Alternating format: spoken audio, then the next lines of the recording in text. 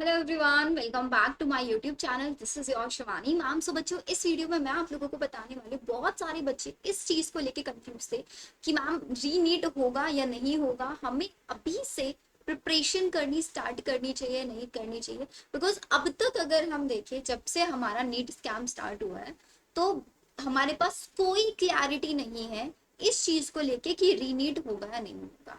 लेकिन कल ही एक बहुत इंपॉर्टेंट अपडेट ये आई है जिसकी वजह से हम ये एग्जैक्टली बोल सकते हैं कि वी हैव 99% चांसेस कि री नीट कंडक्ट नहीं होगा। But still we have 1%, 1% chance है कि री नीट हो सकता है अगर हमारे पास कोई भी बहुत प्रूफ मिल जाते हैं। अब ये आप सोच रहे होंगे कि दी आप ऐसा क्यों बोल रहे हो कि 99% रीनीट नहीं होगा। उसके पीछे का रीजन ये है कि एनटीए ने एक एफिडेविट लिखा है सुप्रीम कोर्ट को, जिसमें उन्होंने पूरे के पूरे क्लोज एक्सप्लेन करके दिया हुआ है कि क्यों रीनीट नहीं होना चाहिए। बिकॉज आपको पता है कि जितने भी टॉप मोस्ट टीचर्स हैं, कोचिंग इंस्टीट्यूट है, हर किसी ने अपने एनटीए के अगेंस्ट या फिर ये पॉइंट रेज किया था कि रीनीट कंडक्ट होना चाहिए। बच्चों के साथ इनजस्टिस हुआ है, उन बच्चों को जिन बच्चों के साथ पेपर लीक हुआ है, उन्होंने चीटिंग करके दिया हुआ है, उन बच्चों का रीनीट होना चाहिए। लेकिन यहाँ पे एक बहुत इंपॉर्टेंट पॉइंट ये है जो हर कोई मिस करता है। व्हाट अबाउट दोज स्टूडेंट्स जिन्होंने बहुत मेहनत करके नीट दिया है, जो 2 साल से पढ़ाई कर रहे थे, जिन्होंने 3-3 4-4 ड्रॉप लेके फाइनली इस ईयर में, इस नीट 2024 में एक अच्छा एंड सेफ स्कोर लेके आए थे। उन बच्चों के लिए तो इनजस्टिस है ना। तो इसी पॉइंट को एनटीए ने रेज किया है। एनटीए ने अपने एक एफिडेविट दिया, बहुत डिटेल में उन्होंने एक्सप्लेनेशन दिया है। पूरे एफिडेविट को पढ़ने के बाद उसका जो पूरा सोल्यूशन है, उसका जो पूरा कंक्लूजन है, वो मैं आपको यहाँ पे बता रही हूँ। एनटीए ने ये चीज क्लियरली एक्सप्लेन कर दिया।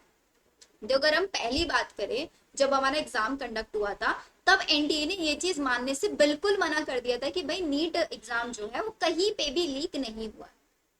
उन्होंने इस चीज से क्लियरली मना कर दिया। लेकिन अब वो खुद से एक्सेप्ट कर रहे हैं कि देर आर 2 सेंटर्स, एक पटना का सेंटर है, एक गोड़ा का सेंटर है, जहां पे नीट एग्जाम में कुछ ना कुछ प्रॉब्लम्स आई थी, पेपर लीक वाली चीजें हुई थी, ये चीज। लेकिन उसके बाद एनटीए ने क्या किया, उन दोनों सेंटर्स के बच्चों की परफॉर्मेंस को चेक किया। तो उनकी परफॉर्मेंस चेक करने के बाद दे एनालाइज, बिकॉज अगर वहां पे पेपर लीक हुआ, एक मास पेपर लीक हुआ होता, तो वहां के हर एक बच्चे का परफॉर्मेंस बहुत अच्छा होता।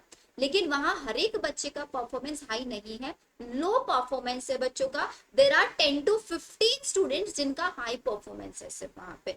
तो अगर वहां पे पेपर लीक हुआ भी है, ये प्रूफ हो चुका है, देखो पेपर लीक हुआ है, लेकिन वो पेपर लीक मास बच्चों के साथ नहीं हुआ। अगर दोनों सेंटर्स के मिला के 400 450 बच्चे हैं, तो उनमें से सिर्फ 20-25 ही स्टूडेंट ऐसे हैं जिनके पास लीक पेपर था, जिन्होंने स्कोर हाई किया है, ये किया।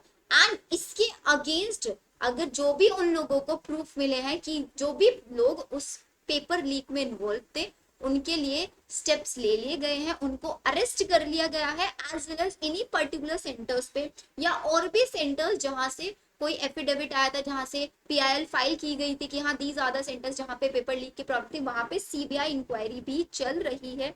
एज वेल एज एनटीए ने इस चीज को भी बहुत मेक श्योर किया था कि पेपर के अंदर कोई भी प्रॉब्लम ना हो। तो प्रॉपर आधार वेरिफिकेशन, बहुत सारे उन्होंने प्रैक्टिसेस यूज किए थे। एंड उन्होंने ये चीज भी बहुत अच्छे से हाईलाइट करके दी है कि भाई इतने लेस नंबर ऑफ स्टूडेंट्स के लिए हमारे पास जो मास नंबर ऑफ स्टूडेंट्स है, जो लार्ज नंबर ऑफ स्टूडेंट्स है, हम उनका फ्यूचर बर्बाद नहीं कर सकते।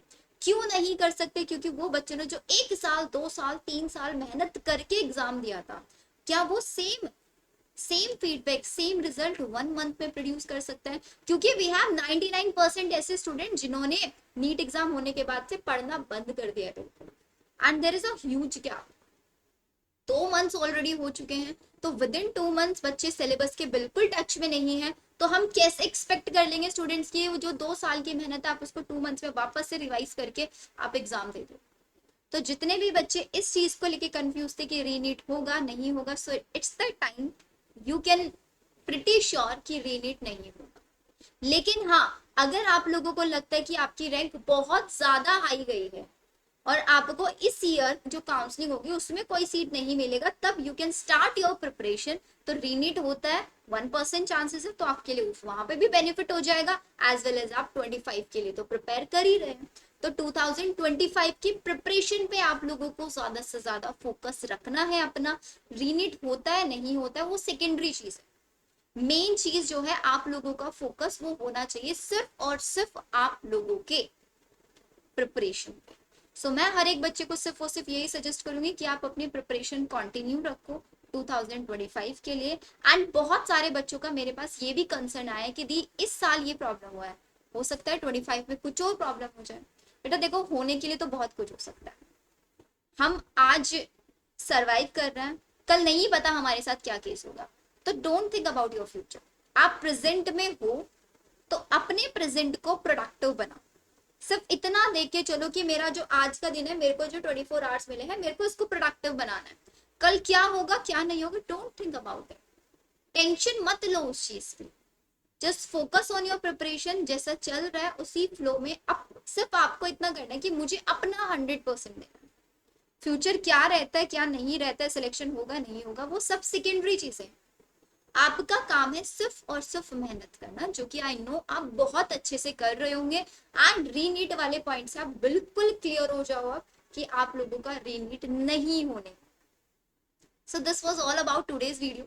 अगर आज आप मेरे चैनल पे नए हैं तो चैनल को सब्सक्राइब जरूर कर देना, बिकॉज ऐसी ही बहुत सारी इन्फॉर्मेटिव वीडियोस आपको मेरे चैनल पे मिलती रहेंगी। Will see you in the next video. Bye everyone.